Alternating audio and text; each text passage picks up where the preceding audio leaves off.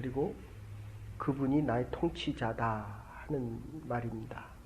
그러면 그분의 말을 들어야 되는데 주인의 말을 듣는 것이 종입니다. 근데 세대가 자꾸 어려워지는 이유는 주인과 종의 역할이 바뀌기 때문에. 그 밑에 보시면 요동친다 하는 말이 나와 있습니다. 우리의 삶이 환난 가운데서도 요동치지 않고 앞으로 나갈 수 있는 유일한 길 하나는 순종할 때다, 이런 말입니다. 환난 중에서도 그 환난을 극복할 수 있는 것은 순종하는 자들이다. 유니세프에서 몇 년 전에 조사한 통계에 의하면 17개국의 1만 명의 청소년을 대상으로 어른들에 대한 존경심을 조사했습니다. 그런데 놀랍게도 우리나라 어린 아이들, 청소년들이 거의 하위에 도달했습니다. 한국 부모만큼 극진한 부모와 나라도 없는데 이 존경심에 대한 것은 거의 13%, 이게 지금 몇 년 전 통계니까 지금은 훨씬 한 7%, 5%. 자녀들이 부모의 말을 듣지 않습니다. 그죠? 당연히 들어야 될 부모의 말을 듣지 않기 때문에 그 자녀들의 앞날이 어렵다는 것입니다. 우리는 주님을, 하나님을 나의 하나님이요 큐리오스, 주인이다 라고 하면서도 주인의 말을 듣지 않습니다. 이사야 44장 21절에 보시면 야곱아 이스라엘아 이를 기억하라. 너는 내 종이라. 내가 너를 지었으니 너는 내 종이니라. 이스라엘아 너는 나의 잊음이 되지 아니하리라. 내가 너를 잊지 않겠다 라고 말씀하고 계십니다. 지금 우리가 어제도 말씀드렸죠. 오늘 하루 그리고 남은 인생 하늘로부터 왔으면 하나님이 우리의 통치자이고 생명의 주인이고 우리의 삶의 주인이라고 한다면 그분의 뜻이 없이는 오늘 하루도 남은 날들도 살아가면 아니 됩니다. 주인이 원하시면 그 뜻대로 행해야 합니다. 순종할 때에 더 많은 것을 감당할 수가 있고 순종하는 것만큼의 자유가 허락되어지고, 이게 청지기의 의미가 위에는 주인이 있는 것입니다. 그러나 밑에는 내가 자유롭게 결정할 수 있는 결정권이 우리에게 오는 것입니다. 위가 없이 결정권이 주어지는 것이 아니라 위가 있기 때문에 능력을 보고 능력이 있으면 더 주시겠다는 것입니다. 정주영 회장이 제일 좋아했던 말이 그 말입니다. 해봤어? 그러니까 하고 있는 사람은 할 수 있는지 없는지를 묻지 않습니다. 하고 있습니다. 일을 하다 보면 할 수 있는 능력이 얼마나 있는지를 알게 됩니다. 그래서 할 수 있는 일을 하고 못하는 것은 주인에게 부탁을 하면 됩니다.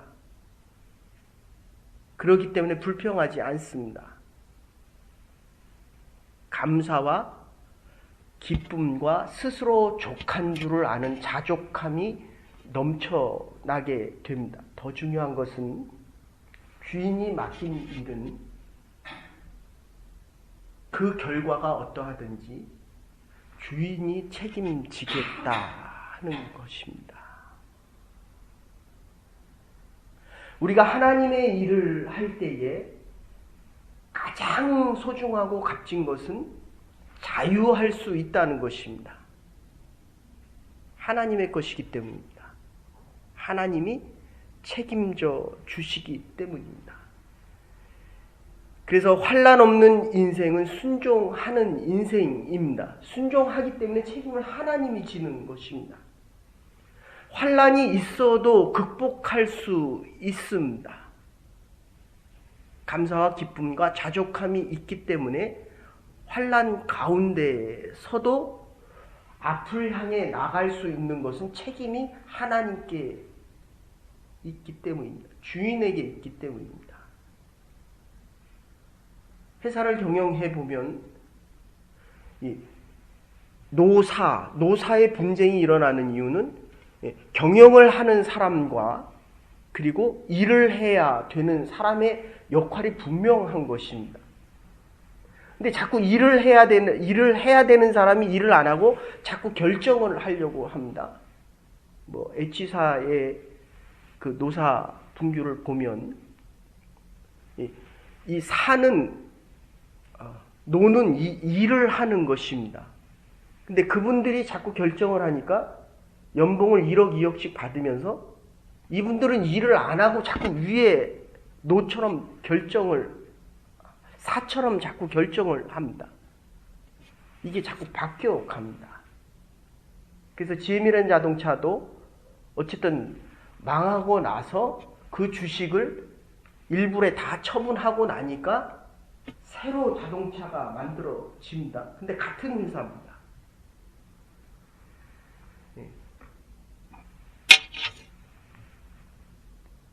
똑같은 물고기라도 말리면 명태가 되죠.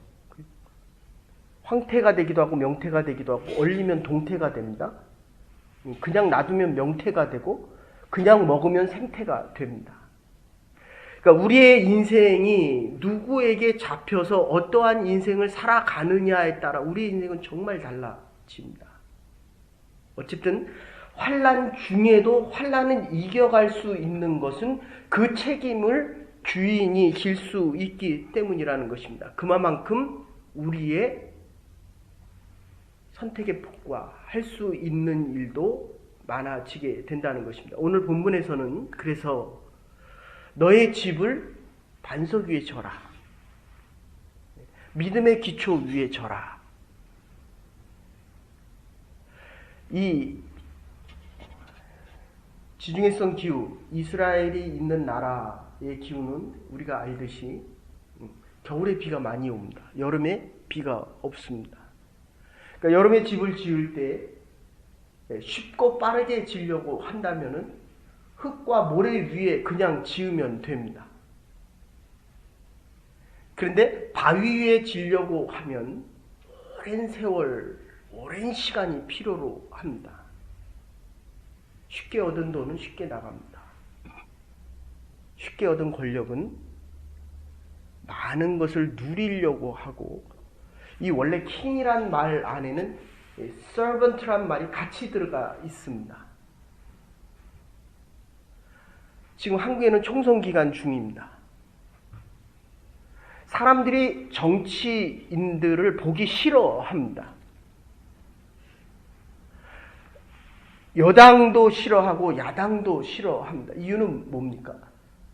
국민을 위하여 정치를 한다라고 하는데 아무리 봐도 이게 국민을 위한 것이 아니라 자기들의 자기 밥그릇과 자기 위치를 지키기에 급급하는 모습이 어린아이로부터 나이 든 사람까지 볼 때 다 그 사람이 그 사람이다 라고 생각하니까 자꾸 마음이 떠나는 것입니다.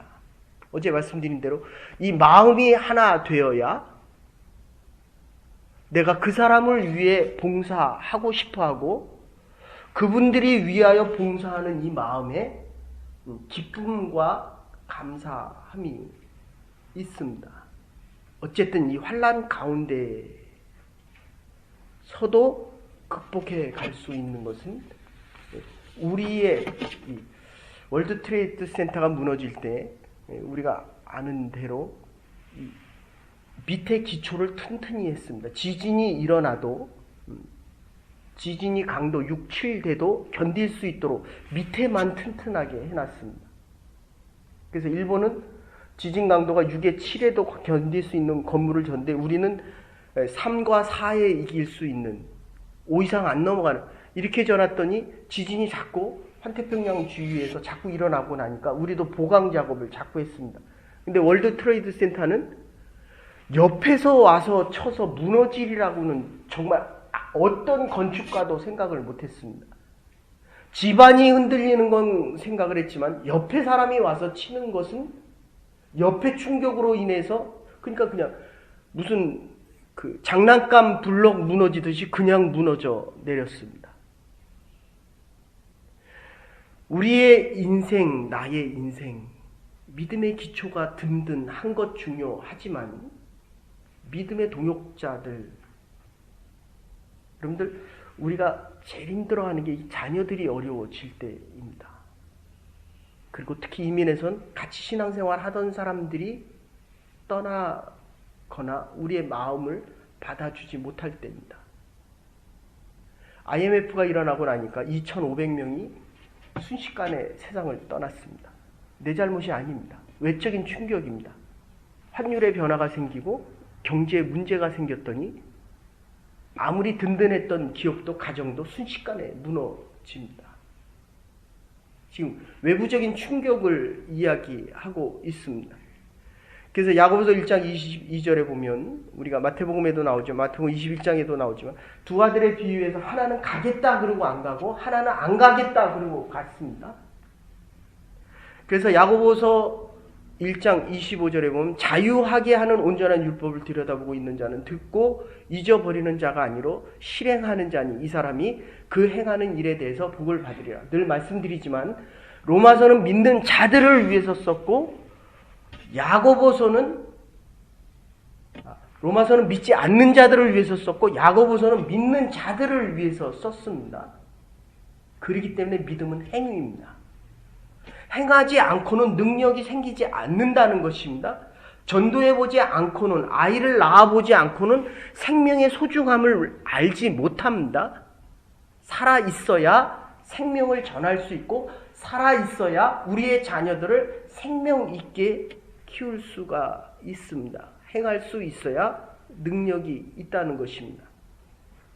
그래서 순종이라고 하는 것은 나무의 열매가 맺혀지듯이 축복의 열매, 하나님의 복을 감당할 수 있는 것은 순종하는 자들입니다. 가라고 하면 가야 됩니다.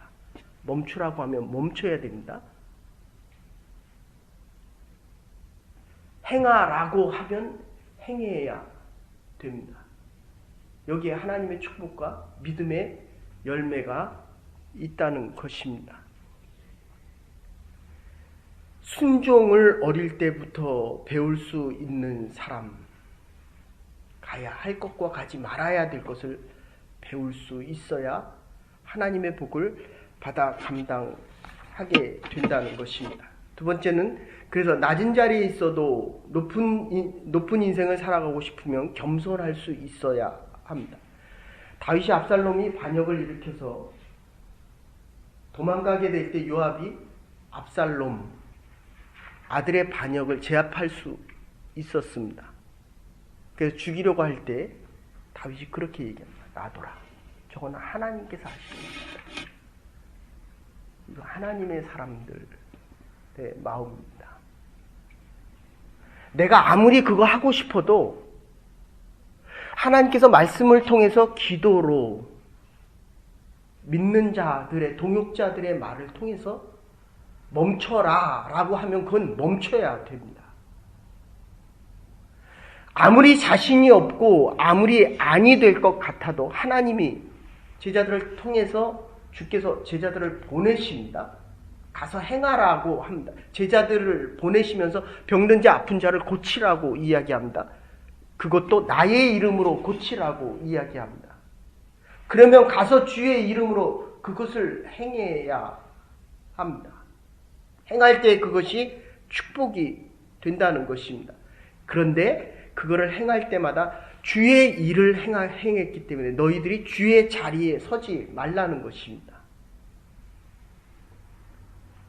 놔두어라. 그것은 하나님이 하시는 일이다. 사실 다윗의 입장에서도 보면 하나님이 가장 사랑한 이 다윗, 그러나 우리 아내의 밧세바를 범합니다. 베개가 다 썩도록 회개하고 눈물을 흘렸습니다. 오랜 세월이 지나서 자기 아들이 장성했을 때 아들이 반역하리라고 누가 생각했겠습니까? 자기의 믿음이 흔들린 것이 아닙니다. 옆에서 와서 쳐버리는 것입니다.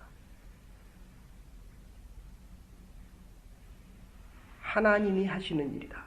잠언 29장 23절에 사람이 교만하면 낮아지게 되겠고 마음이 겸손하면 영예를 얻으리라. 야고보서 4장 10절에도 주 앞에 낮추어라 그리하면 주께서 너희를 높이시리라. 포도송이가 무거우면 무거울수록 볏짐처럼 고개를 숙입니다. 제가 가끔 말씀드리지만 40대가 되면 지식의 평등화가 생깁니다. 제가 엊그저께 토론토 대학에서 박사를 마친 친구하고 만났는데 이젠 지식 자랑 안 합니다. 40대 되면 45대 후반 되면 뭐 많이 아는 자나 많이 알지 못하는 자나 비슷해집니다. 50대가 되면 외모의 평등화가 생깁니다. 이 지식에 대한 것이 평등화가 되지만 그러나 차이가 있는 게 있다면 하나님을 아는 자, 하나님에 대한 지혜, 호크마를 아는 자와 모르는 자는 그래도 있습니다. 50대가 되면 외모의 평등화가 생겨도 이쁜 얼굴과 미운 얼굴이 그렇게 차이가 안 납니다. 그런데 밝은 얼굴과 어두운 얼굴은 분명히 있습니다.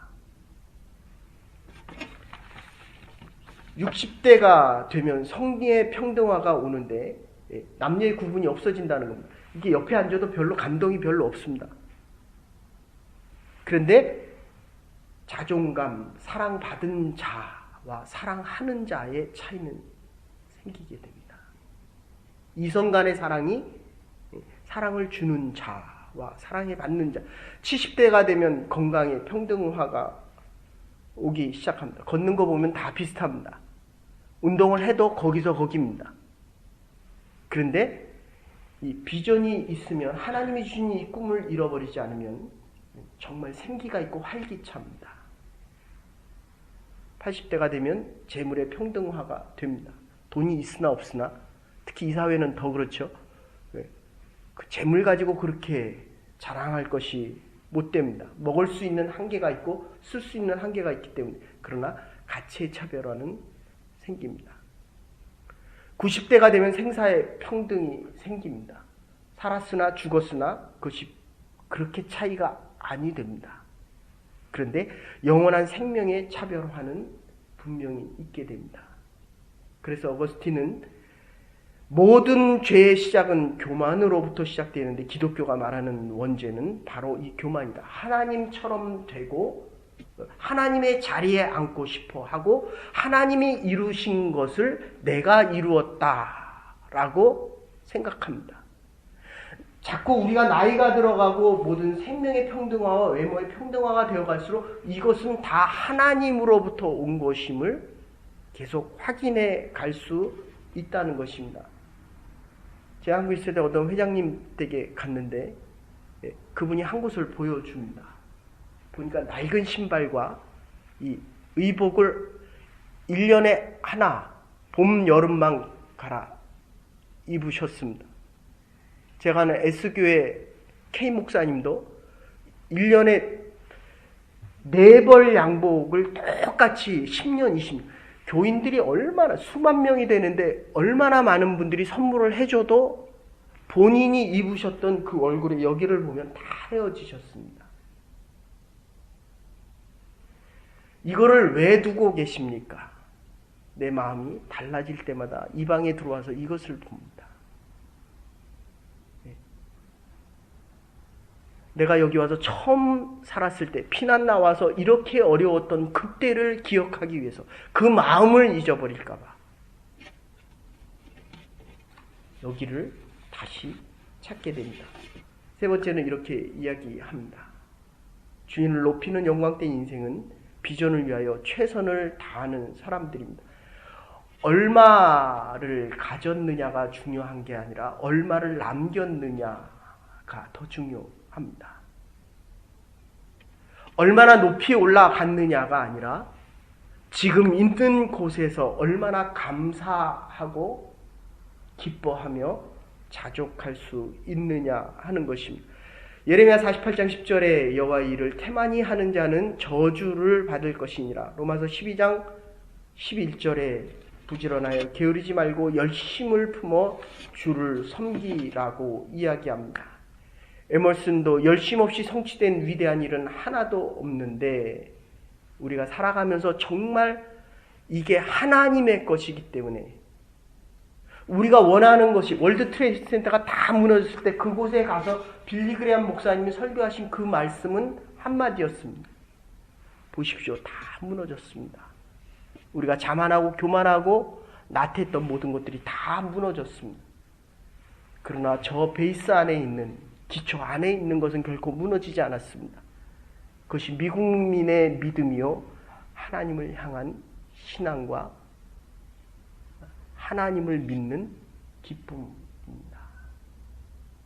우리의 믿음의 기초가 주의 말씀과 하나님에게 터전이 되어서 어떠한 어려움과 고난 속에서라도 요동치 않고 흔들리지 않고 무너지더라도 우리의 믿음은 더욱더 든든히 서갈 수 있는 부름받은 하나님의 백성들 될 수 있기를 주의 이름으로 축원합니다.